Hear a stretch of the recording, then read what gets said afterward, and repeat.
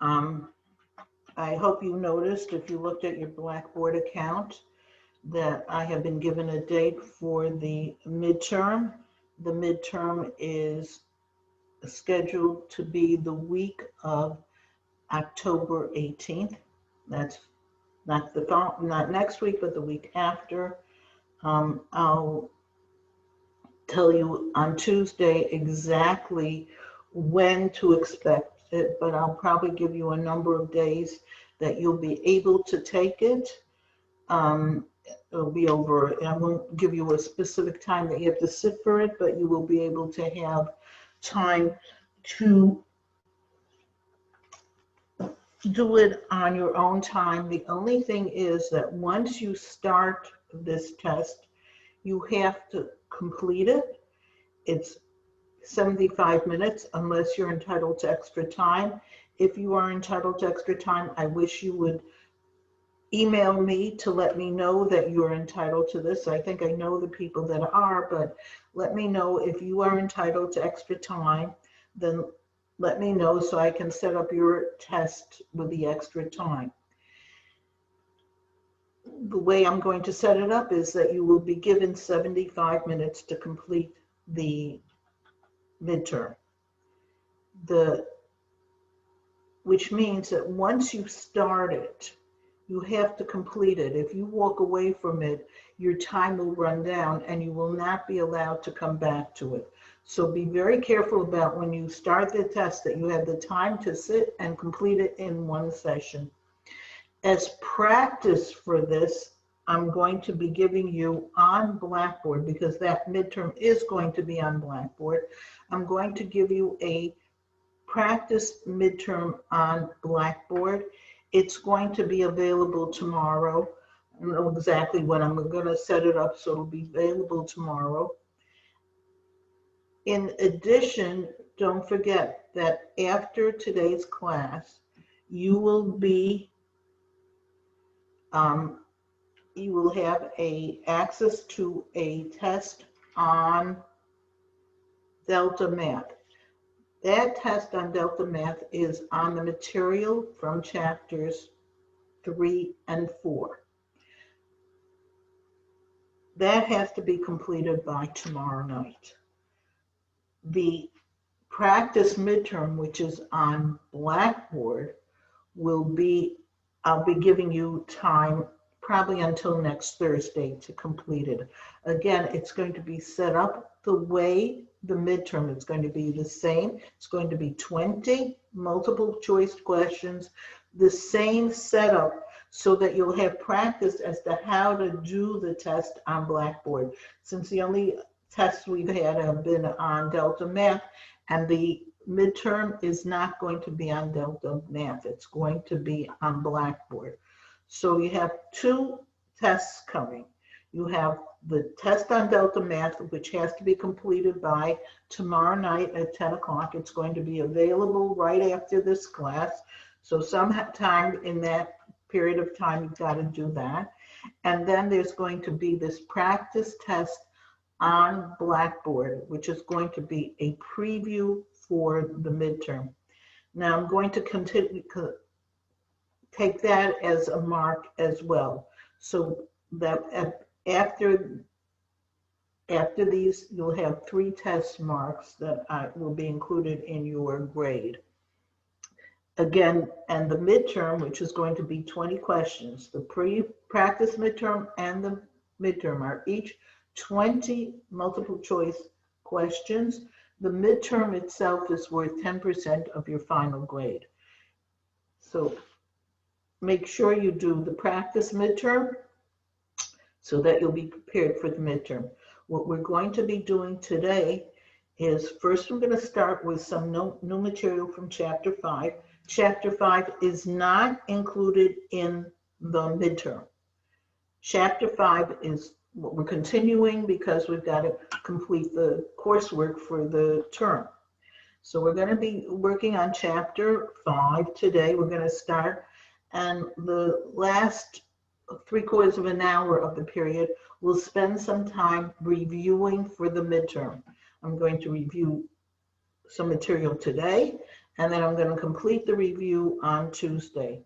And in the interim, you're going to have these the tests that are going to be reviews for you as well. This is all leading up to the midterm. So let's get started with today's work.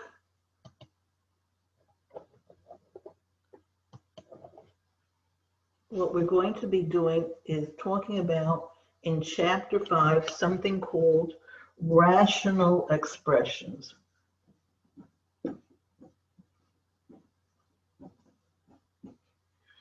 And mind you, your homework, aside from anything else for Tuesday, you have 6 questions from the Chapter 5 example sheet that I just sent the other day.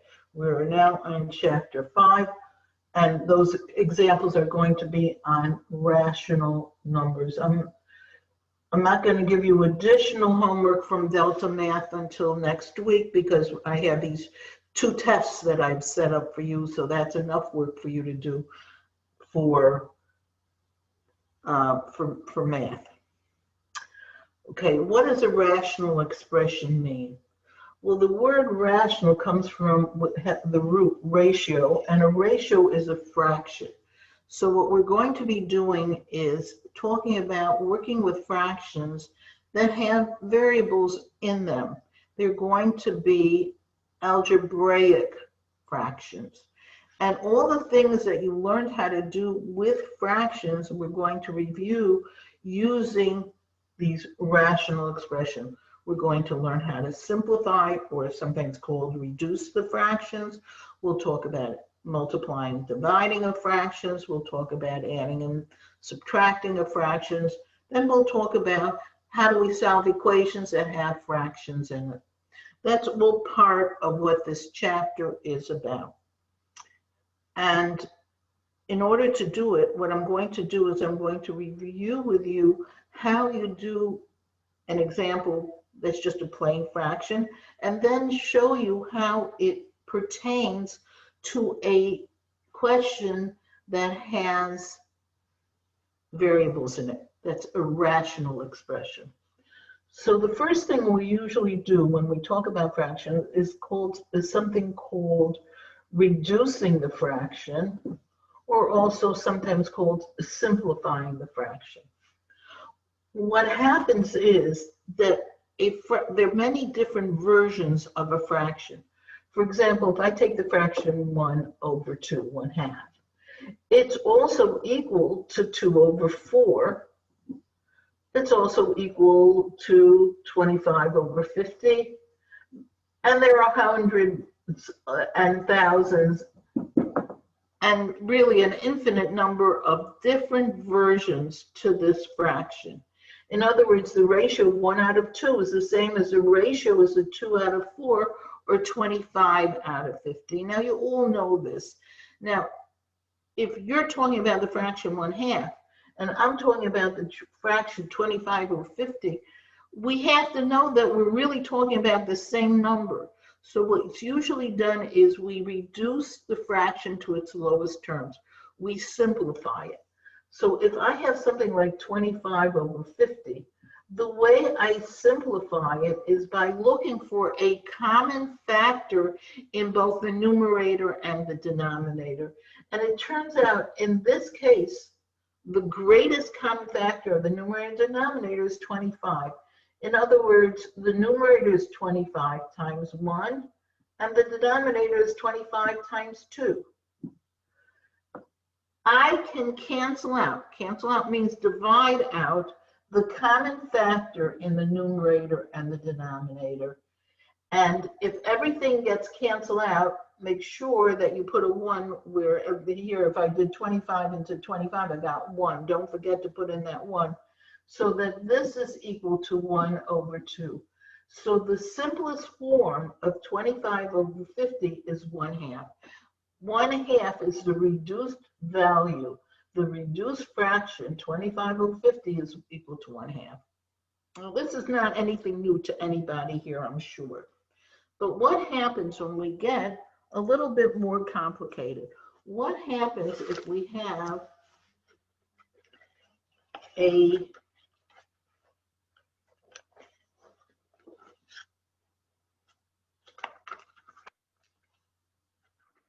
fraction that has not only numbers, but it has some variables in it as well.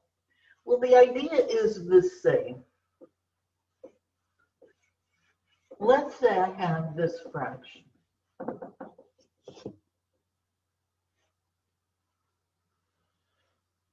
(14) x cubed y7 over 21 x fifth y squared. Notice this is a rational expression where there is only monomials in both the numerator and the denominator. So how do we reduce a fraction of that sort where there are only monomials? So that's what we do, is take each piece and reduce each piece separately. The coefficients, then the x's, then the y's. So I look for a common factor in the 14 and the 21, and obviously that's 7. Dividing the top by 7 gives me 2. Dividing the bottom by 7 gives me 3. Then I look at the variables, and there's an x in the numerator and x in the denominator. What I do is the common factor, we've done this before, the common factor of two of these x's is always the one with the lower exponent. X cubed is the common factor of both the numerator and the denominator. So what I do is I cancel out that common factor x cubed, and I do 5 minus 3. I subtract the exponents, and I get x to the 2. Notice where the x to the 2 has to go. It has to go in the denominator because that's where the higher exponent was. Where the lower exponent is, it gets canceled out. And the remainder is left in this case, in the denominator, because that's where the higher exponent was. When it comes to the y's, we have a y7 and a y2. The one that we cancel out is the lower one, which is the y2. That's the one, in this case, that's on the bottom. And we do 7 minus 2 gives me 5, and I get y to the 5. Notice the y to the 5 is in the numerator. It's on top, because that's where the larger exponent is. And now you have to do this neatly because it gets to be a lot of cross-outs. If you notice, what I'm left with in the numerator is a 2 and a y fifth. So the numerator is 2y to the fifth. And the denominator is 3x squared. So dealing with monomials means just dealing with the coefficients separately and then each of the letters separately. We know it's a monomial because there are no signs in between the letters or the numbers. Everything is connected with the operation of multiplication. Don't forget that you're left, if everything gets canceled out in the numerator, you get a 1 in the numerator. If everything cancels out in the denominator, you get a 1 in the denominator. Now, let's just see what would happen if we would want to multiply. I'm going to do multiplication now, because multiplication this leads right into multiplication.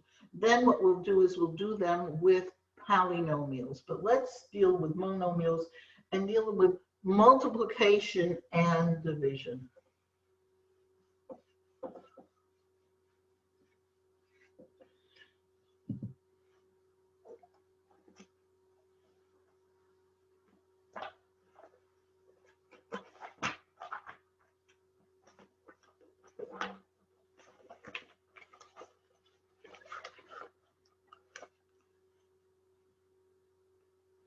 So first, let's talk about dealing with just numbers. Let's say I have 8 over 9 times 15 over 24.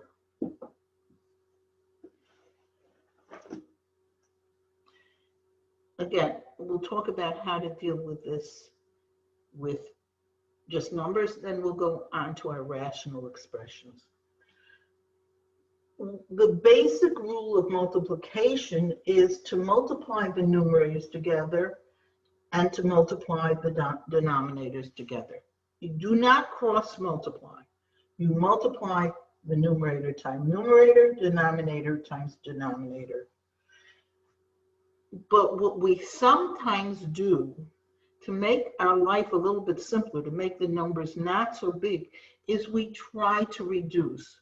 It's called cross-reducing or cross-canceling.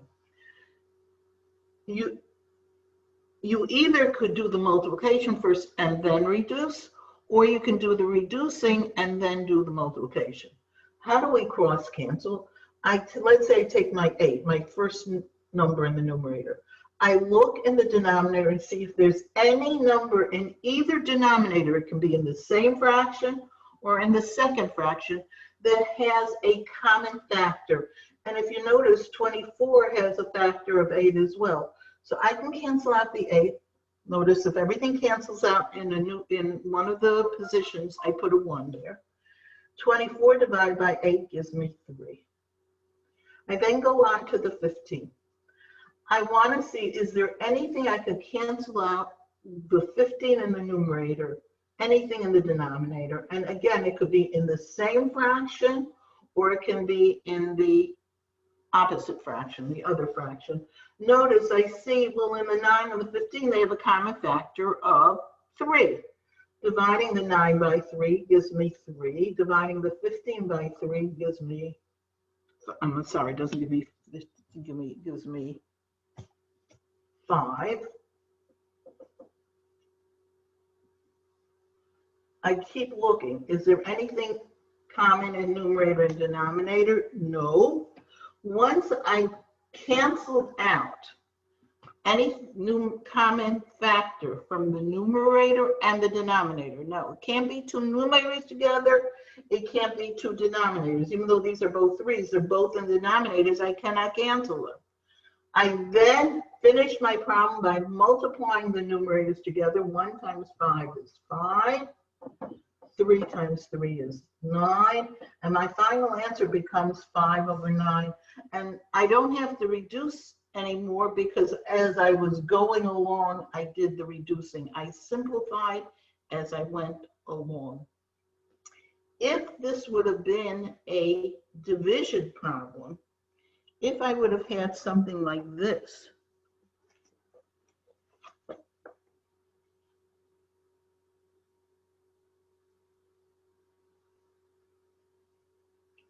(11 over 5 divided by 22 over 10. The operation of division is almost the same as the operation of multiplication. The only thing that you have to do with the division problem is you take the reciprocal of your divisor, which is always the second fraction. You rewrite this, you leave the 11 over 5 alone and change the 22 over 10 to 10 over 22. And your operation then gets switched from division to multiplication. So when you're dividing fractions, all you want to do is take the reciprocal of your denominator and multiply your two fractions then together. And we do the same thing that we did before. The 11 here cancels out with the 22 here. This leaves me 1, this leaves me 2. The 5 here and the 10 here, I get a 2 here and a 1 here. And here I have a 2 and a 2 that's in the numerator and denominator. I could cancel those out as well. It doesn't always have to be the opposite fraction. It could be in the same fraction as well. And now everything has been canceled out. So I get 1 times 1 is 1 over 1 times 1, which is 1. Once your denominator and your answer is 1, you could just write the answer as plain 1. You do not have to put in a denominator of 1. If the numerator is 1, if the top is 1, you must leave it there.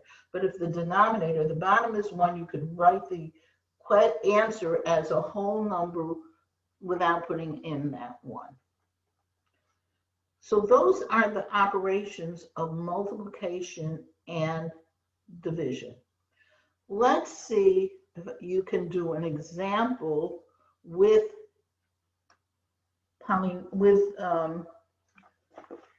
variables in them.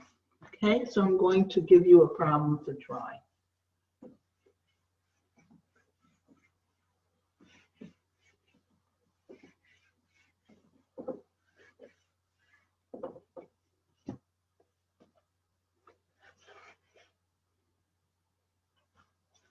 So suppose I gave you this problem: 8a b to the third over 9a squared b divided by 16a squared b squared over 18a b to the third. Okay, I'm going to give you that to try on your own, and then we'll review it.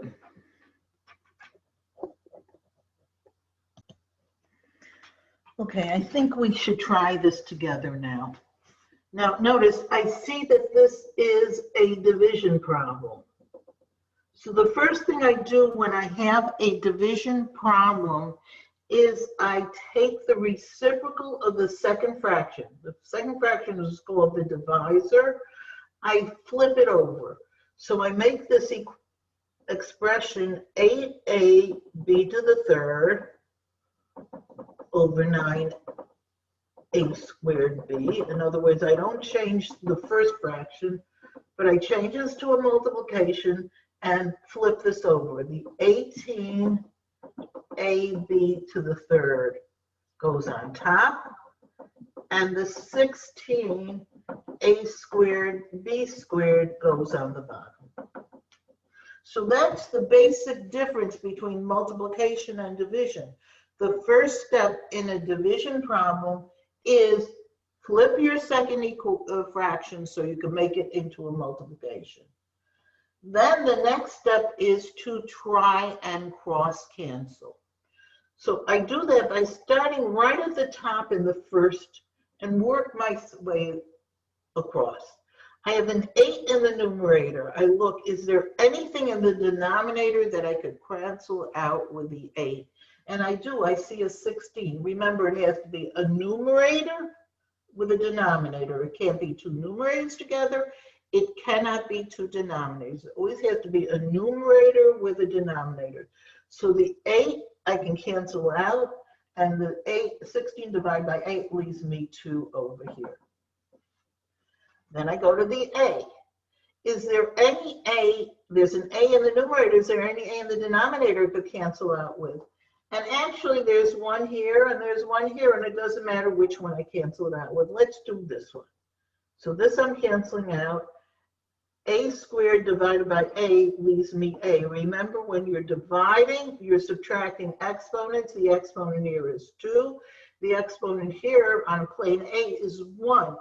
And notice we always cancel out the 1 with the lower exponent and leave the answer where the higher exponent was. Then we go to the b to the third. Is there any b that I can cancel out in the denominator? Well, yes, there's actually a b squared here. So I'm going to cancel out this b squared, cross it out because that's the lower exponent, and do 3 minus 2 gives me 1. So this just gives me a plain b. But actually, I see another b. I see a b on the bottom here. I could cancel this out as well. So this b gets canceled out with b. Since they both have the same exact exponent, they both have an exponent of 1, they both canceled out. Now notice, when I canceled out, everything in this numerator was canceled out. So I put a 1 there. Where everything is canceled out, it doesn't mean there's nothing there. It means that it's left with a 1. I now go over to my next fraction. There's an 18 here. And what I can cancel out the 18 with is this 9 here.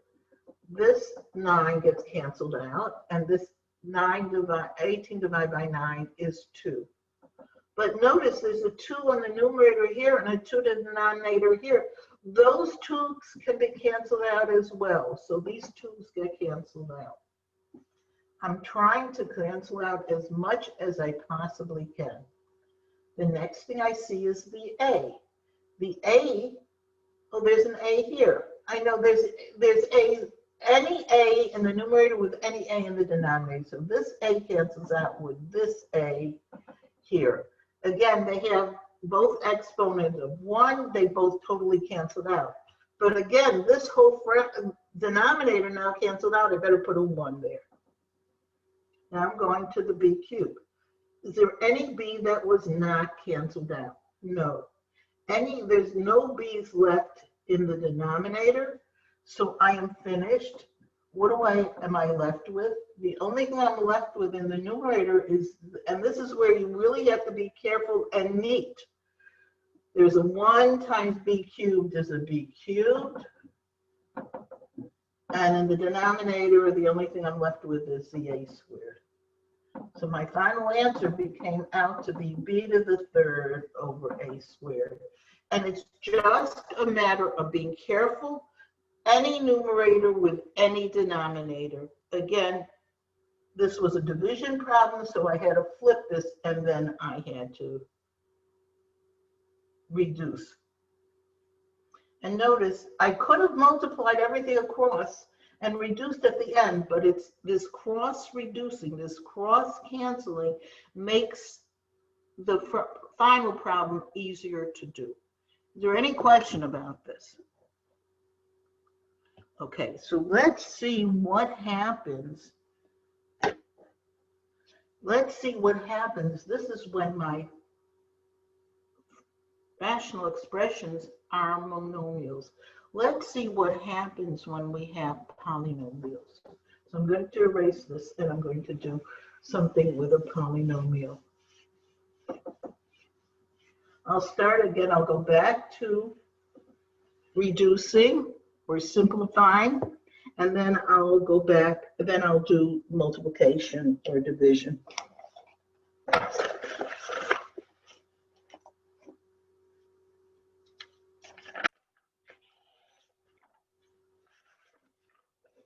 So let's say I gave you something that looks like this.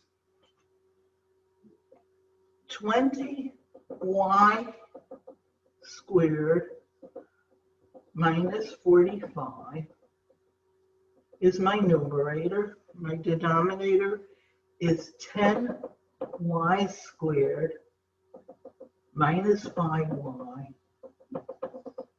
minus 15.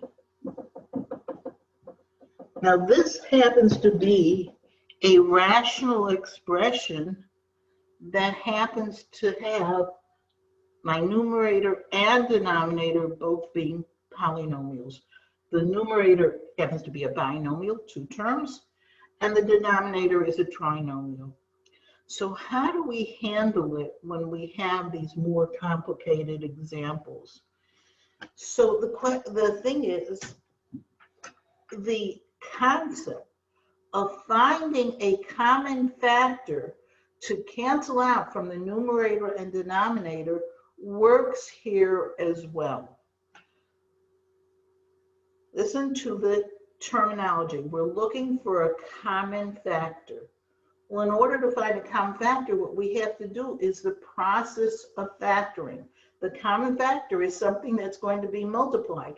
We're going to find the common factor of both the numerator and denominator by first totally factoring, completely factoring my numerator and completely factoring my denominator. And actually, that's going to be the hard part. Once everything is completely factored, then we will be able to cancel out to reduce the common factors. So if I look at my numerator, I see first there's a common factor, a greatest common factor of 5. This becomes 5 times 4y squared minus 9. And actually I can factor that further because the 4y squared minus 9 is the difference of squared. So this ends up being factored into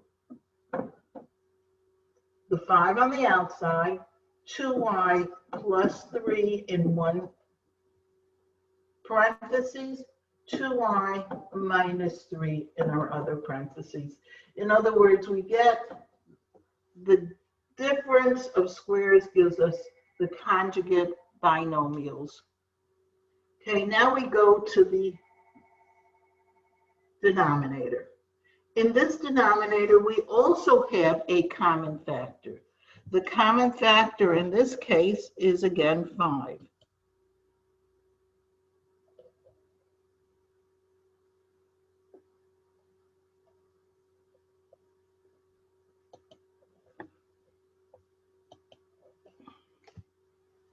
Okay, so I'm going to put the 5 on the outside, and 5 into 10y squared is 2y squared minus y, or minus 1y we could say, and minus 3. And I have this trinomial here, I'm going to go over here, this 2y squared minus 1y minus 3. Now you could just write it minus y or minus 1y, it doesn't matter. Needs to be factored further, and we know how to factor. This happens to have a leading coefficient of 2. So we have to use our AC method. I multiply the 2 times negative 3, which gives me negative 6. And I think I'm going to need two numbers who's going to multiply to one negative. So one's going to be positive and one's going to be negative. They have to multiply to 6. And since this is minus, they have to subtract to 1. Well, obviously, that is 2 and 3. And since this middle term is negative, it's the 3 that's going to be the negative and the 2 that's going to be the positive. So I rewrite this trinomial as a 4-termed expression, 2y squared plus 2y minus 3y minus 3. And I use my grouping. In my first group, my common factor is 2y. And that gives me 2y into 2y squared is y. 2y into 2y is 1. In my second group, it starts with a negative, so my negative is part of my common factor. They both have 3, so my common factor is 3. Negative 3 into negative 3y is y. Negative 3 into negative 3 is plus 1. So that this factors into y plus 1 as one binomial, and the other binomial is the 2y minus 3. Okay, that was a little bit more complicated. Now I'm going over here to finish this up. I have the 5 from over here, the y plus 1, and the 2y minus 3. All the hard work has now been done. Once I have factored, I can now reduce by canceling out the like factors from the numerator and the denominator. So first of all, there's a 5 here and a 5 here. They both cancel out. There's a 2y plus 3 here, but there's no 2y plus 3 in the denominator. When it comes to the polynomial parts, to the binomials, which most of the time it's going to be, you can cancel out only identical binomials, only identical polynomials. So a 2y plus 3 could only cancel out with another 2y plus 3. There isn't one. But the 2y minus 3 over here can cancel out with a 2y minus 3 because those are identical. And if you see what I'm left with, my final answer, here's my final answer, is on the top we have a 2y plus 3, and on the bottom we have a y plus 1. So once we've gotten everything factored, then all we have to do is cross out, cancel out the identical factors. Again, the monomials we do like we did before. We find the common factor in the monomials. But the polynomials have to be identical before we can cancel them out. Are we okay with this? Okay, let's try another example.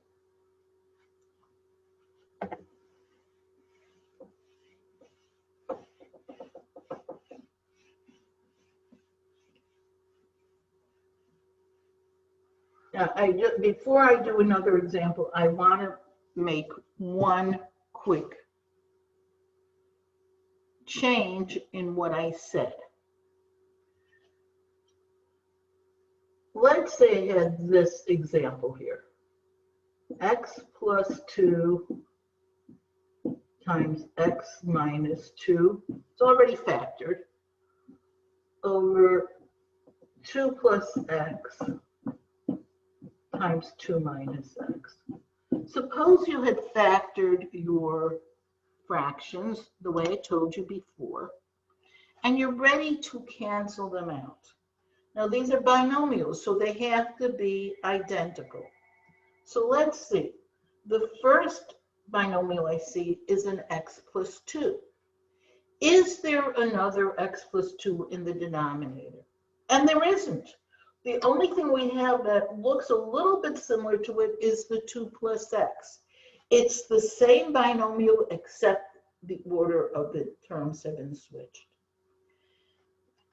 Now think about it. When you add two numbers, does it make a difference if I do 2 plus 3 or 3 plus 2? Don't they mean exactly the same thing? X plus 2 and 2 plus x are identical. When you're adding two things, it doesn't matter if the order is changed. So I can cancel out this 2 plus x with the x plus 2. Now let's go to the other binomials. We have an x minus 2 and a 2 minus x. So let's think about that. What happens when you switch the order and you're subtracting? Let's take some actual numbers. Suppose I do 5 minus 2. What do I get as my answer? I get positive 3. Whereas if I do 2 minus 5, I get negative 3. I get the same number, but the opposite sign. When you switch the order in subtraction, you're not changing the value of the number. What you're changing is the value of the sign. Well, what if I had a fraction like this, 3 over negative 3? What would that give me? Well, I could cancel out the 3's, and what I get is negative 1. 3 divided by negative 3 is negative 1.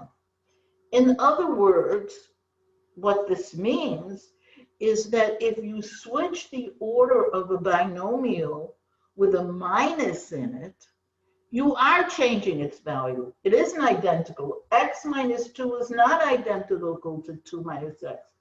But the only difference is not in the value of the number, it's in the sign. These two are same number, different sign. And when we divide two numbers that have the same value, but one is positive and one is negative, what you get is a negative 1 as an answer. Now, it doesn't make a difference if you put the negative in the numerator or the negative in the denominator. You don't put it in both places because the negative over negative would give you positive. It's better to put it in the numerator because it's better to leave a negative sign in a numerator than in a denominator. So therefore, if I have something like x minus 2 and 2 minus x, even though they are not identical, they can be canceled out as long as you put a negative 1 in place of it. So this answer would have been negative 1 over 1, which would have just been negative 1, because when you have a 1 in the denominator, you don't even have to put it in. So we have to keep this in mind that when we are canceling out binomials, we can just cancel out identical binomials, with the only exception is if the binomial's order is switched. With a plus, you can cancel it out. With a minus, you can cancel it out as well, as long as you put a negative 1. Because when you switch the order in subtraction, you get the same answer with an opposite sign. If your original answer was positive, your other answer is the same number with a negative. And those two can be canceled out as long as you put a negative 1. Okay, so now let's see let's do a problem with a multiplication or division, and then I'm going to give you one to try on your own.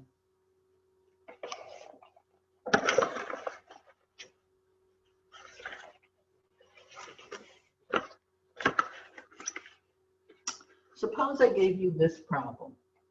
5x minus 10 over 6x minus 9 divided by 6 minus 3x over 8x minus 12. And let's think how we're going to handle this. Okay, it is a division problem, so we know what we have to do with the division. It also has polynomials, so we know what we have to do with polynomials. So while I take attendance, I want you to do both of these things. I want you to take the reciprocal, and I want you to factor. And then we'll look at how to finish that up afterwards. I'm going to take attendance while you're doing that.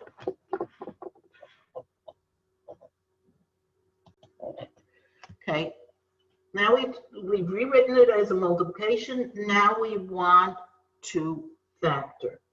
So the first fraction, 5x minus 10, I see has a common factor of 5. I'm going to put the 5 on the outside, and this is going to give me x minus 2 in the parentheses. Then I have 6x minus 9. So between 6 and 9, we have a common factor of 3. Putting the 3 on the outside, I get 2x minus 3. Okay, now we have 8x minus 12. So the common factor of 8 and 12 is 4. So I put the 4 on the outside, and I get 2x minus 3 in the parentheses. And finally, I have 6 minus 3x. It has a common factor of 3. I'm going to put the 3 on the outside. 3 into 6 is 2 minus x. So I've gone ahead and done all my factoring. Once I've gotten the factoring completely done, the rest is easier. Now we're ready to cancel. I first I go straight across the top. I look at my 5.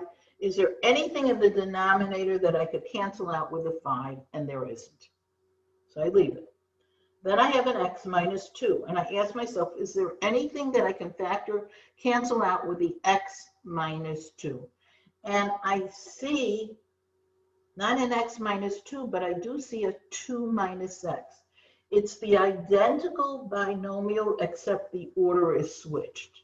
Now remember, When the order is switched with a plus, we just cancel. But when the order is switched with a minus, I have to put a -1 in place of one of them. Not in place of both of them, in place of one of them. And I usually prefer to put the minus in the numerator. It's better to have the minus in the numerator than in the denominator. Now I go to the next thing. There's a 4. Is there anything in the denominator that I can cancel out anything in the denominator I can cancel out with this 4? And there isn't. So I go to the 2x minus 3, and I see there is another 2x minus 3. And now I'm pretty much finished. Even though there are 2 3's in the denominator, we cannot cancel them out because they're both in the denominator. We can only cancel something from the numerator with something in the denominator. So now I multiply everything across in the numerator. 5 times -1, this is a multiplication, gives me -5. -5 times 4 is -20. And 3 times 3 is 9. Now I could either write it with -20 over 9 with a negative in the numerator, or I could write it -20 over 9 with a negative right in front of the fraction. These two things mean exactly the same. These are the correct answers. Either answer is completely correct. So that's how I would go about with a multiplication, with a division or multiplication example that has polynomials. Does anybody have any questions on this? Okay, I'm going to, instead of doing some more examples now, I'm going to leave this here. I would like you, as part of your homework, to do from the chapter 5 examples that I just posted this week. Do examples 1 through 6 that are these type of examples. We will start on Tuesday reviewing examples 1 through 6. I want to now spend some time reviewing for the midterm. Okay, if you think about it, we reviewed for chapters 3 and 4 the other days. We went over the systems of equations, and we went over the working with polynomials, adding, subtracting, multiplying, and factoring, and we did quadratic equations. That's what we have done on Tuesday. I now want to spend today doing part of chapters 1 and 2, and I will do basically work with chapters 1, and on Tuesday we'll review chapter 2. Again, let me reiterate that you have, after today, you have until tomorrow evening to complete the Delta Math test on chapters 3 and 4. If you don't complete it in time, you will be able to complete it later, but it will be with you will have a reduced mark. It really should be completed by 10 o'clock tomorrow evening. In addition, look out for, starting tomorrow, the pre-test as a practice midterm. That is going to be a test that is a practice midterm. So I'll give you an idea of how to do that. That is going to be on Blackboard. Make sure you know how to get onto your Blackboard account. Okay, so let's do some review. First of all, in chapter 1, we reviewed how to solve equations. I'm not going over that again because I think you've done enough of that, but we also learned how to solve inequalities. I'm going to give you an inequality to solve. I'm going to give you this example and see if you can solve this inequality and write your answer in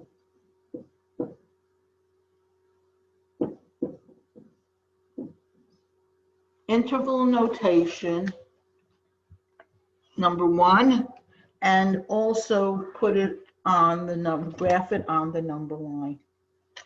I'm going to give you a few minutes to do that. All right, I think we had enough time. Let's see if we can work on this together. When we want to solve an inequality, we work on it the way we work a equation. We want to remove the parentheses by using the distributive property. So this will give me negative 4 times 2x is negative 8x. Negative 4 times negative 4 is positive 16, which is less than negative 12x plus 28. And we want to get the x's to the left side and the numbers to the right side. So I'm going to add 12x to both sides. And I'm also going to subtract 16 from both sides. So let's see what that leaves us. Negative 8x plus 12x leaves us 4x. Negative plus 16 and negative 16 cancel. Remember, we don't change the order of the inequality except if we're dividing or multiplying by a negative number. We're just adding and subtracting. We don't change the order. Now here the negative 12x and the 12x cancel out, and I have 28 minus 16, which is positive 12. And now I divide by the 4 to get the x alone. And since I'm dividing by a positive number rather than a negative number, it leaves me x less than 3 without changing the order. I don't change the sense or order of the inequality because we're dividing by a positive number. So in terms of our solution, the solution is x less than 3. On the number line, what that will look like is I'll go to 3. I'll have to make an open circle at 3 because this saying x is less than 3 does not include the 3.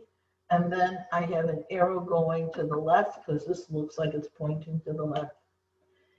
In interval notation, I start all the way at the left, which is at negative infinity. And with an infinity sign, we always use a parentheses. And we're ending the interval on the right here at 3. And that has to be with a parentheses as well because the 3 is not included. Remember, if it would be a filled in circle, if this would have been a less than or equal sign, I would have made this into a bracket.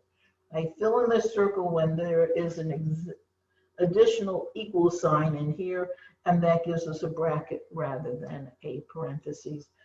Any question about how to do an inequality? Okay. So let's go on to another example.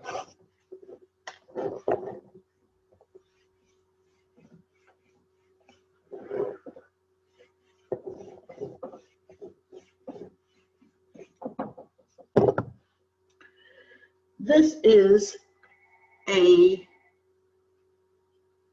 absolute value equation.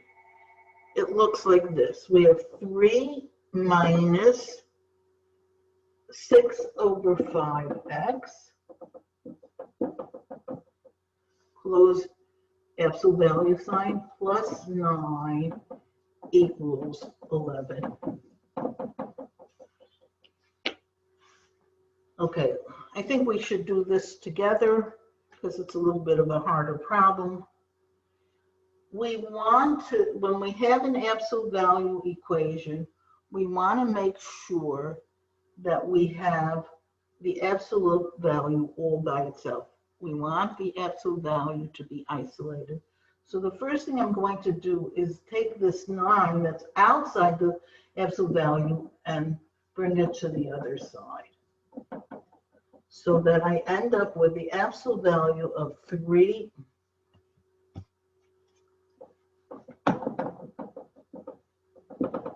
minus 6/5 x equals 2. And I always pause here once I have my absolute value by itself and look at the number that's on the other side of the equal sign. After I have my absolute value isolated, I look at this number. If it's a positive number, I can go further. I can solve it. If this was a negative number, if this would have been a -2, that would have been an impossible situation. So therefore, I would have gotten no solution. Remember, that's a symbol for no solution. So before you continue, make sure your problem can be solved. It is impossible for an absolute value to be equal to a negative value. So if it equals a negative value, it cannot be solved. It has no solution. This can be solved. We have to, when we solve these, we have to write two separate equations. 3 minus 6/5 x equals 2. In other words, we just drop the absolute value sign to get one equation. The other equation we get by, again, dropping the absolute value sign, but changing the sign of the number on the other side. So this is our second equation, is the same thing except equal to -2. And you have to solve both of these equations. So the first one, if I solve it, I'm going to subtract 3 from both sides. And this, the 3 will cancel out. I'll be left with -6/5 x equals 2 minus 3, which is -1. Now, since this is a fraction, I'm going to put this over 1 to be a fraction as well. And remember, one of the ways we solve these type of equations with fractions is we multiply by the common denominator, which in this case is 5. I'm going to multiply everything by 5 over 1. So I'll get 5 over 1 times -6 over 5x equals 5 over 1 times -1 over 1. Here the 5 cancels out, and I'm left with -6x equals, nothing cancels out, 5 times -1 is -5, and I'll divide by -6. So my answer comes out to be -5 divided by -6. Well, a negative over negative becomes a positive. So the first answer is 5/6. That's one answer. I have to solve the second fraction, the second equation. Again, I'm going to subtract 3 from both sides. And this will give me -6/5 x equals -2 and -3 is -5, which I'll put again over 1. And multiply both by, as we did before, by 5 over 1, because that's my common denominator. 5 times 1 is 5. So this, just like over here, when we multiply 5 over 1 times -6 over 5, what we get is the x, the 5's cancel out, and we get -6x. Over here, when we multiply 5 over 1 times -5 over 1, we just get -25. And I divide both sides by -6. And again, a negative over a negative is a positive. So my second answer is 25 over 6. And I have to have two answers because that's what we get when we solve an absolute value equation. Okay, any questions about that?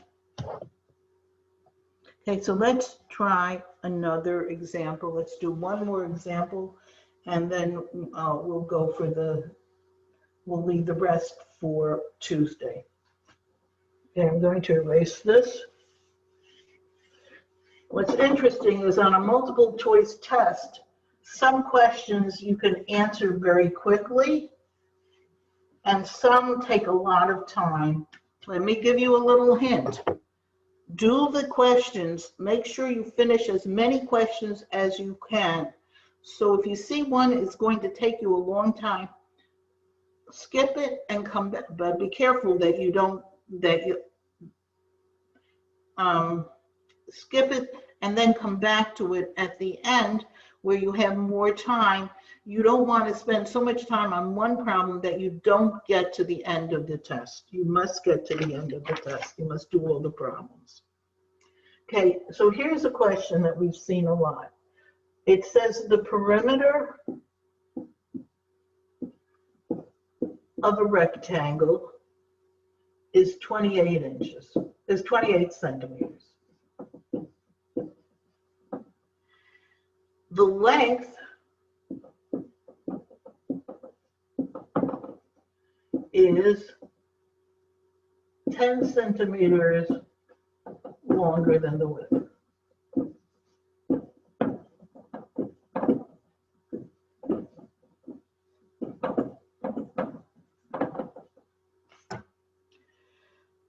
Find the dimensions.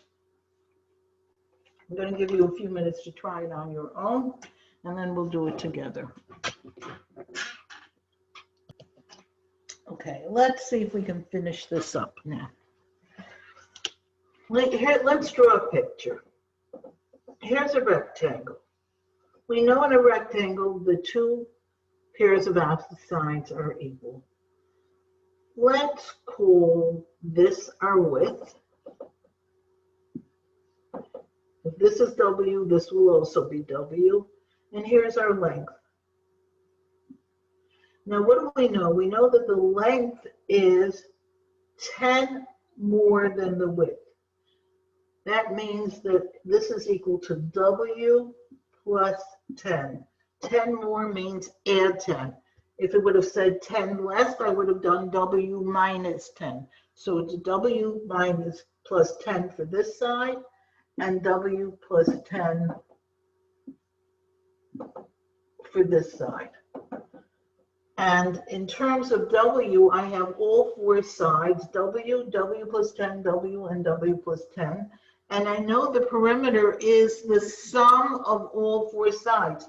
So I'm going to add all four of these together. W plus W plus W plus W gives me 4W. 10 plus 10 gives me 20. The perimeter in terms of W is 4W plus 20. And I know that that equals 28 centimeters. So I'm going to set that equal to 28. And now we'll just solve this equation. This will give me 4W equals 8. And I'll divide by 4. And it gives me that W equals 2. In other words, the width is 2 centimeters. And the length is 10 plus 10. W plus 10 is 2 plus 10 would be 12 centimeters. And that's what it means to find the dimensions. It means find both the length and the width. Sometimes it's just written like this, 12 by 2. That would be another way of saying the length is the 12 and the width is 2.